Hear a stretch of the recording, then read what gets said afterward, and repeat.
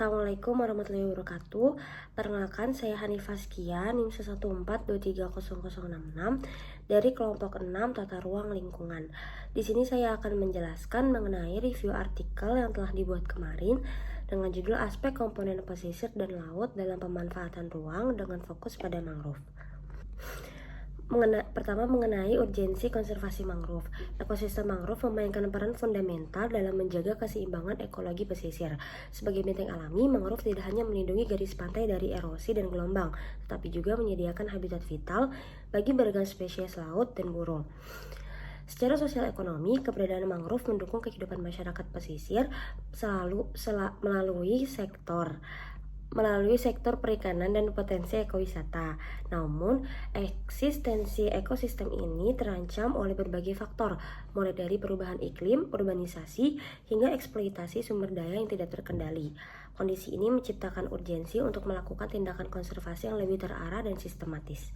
Selanjutnya, mengenai temuan hasil penelitian, beberapa penelitian terkini memberikan gambaran tentang kondisi dan potensi mangrove. Penelitian Johan Dhani pada tahun 2019 di Desa Pasar Banggi mengungkap potensi besar pengembangan ekowisata mangrove yang dapat meningkatkan kesejahteraan masyarakat lokal sambil menjaga kelestarian lingkungan.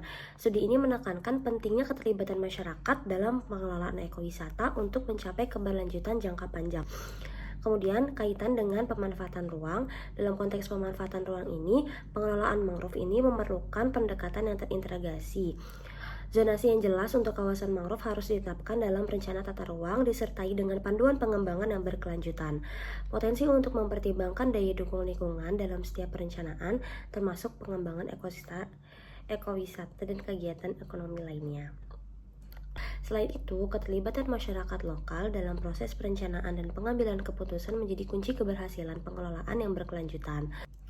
Monitoring dan evaluasi berkala terhadap kondisi mangrove juga diperlukan untuk memastikan efektivitas kebijakan yang diterapkan. Kemudian, untuk hasil kajian sebagai dasar pasal peraturan, itu beberapa dapat dijadikan dasar. Pertama ini mengenai pasal yang secara spesifik mengatur perlindungan ekosistem mangrove sebagai zona yang tidak dapat dialihfungsikan. Kemudian kedua, pasal mengenai penetapan panduan yang jelas untuk penggunaan lahan berkelanjutan di sekitar kawasan mangrove. Dan yang ketiga, pengaturan tentang keterlibatan masyarakat dalam pengelolaan dan pengawasan kawasan mangrove. Kerangka hukum yang dikembangkan harus mendukung keseimbangan antara perlindungan ekosistem dan pemberdayaan ekonomi masyarakat. Sekian dari saya, terima kasih. Wassalamualaikum warahmatullahi wabarakatuh.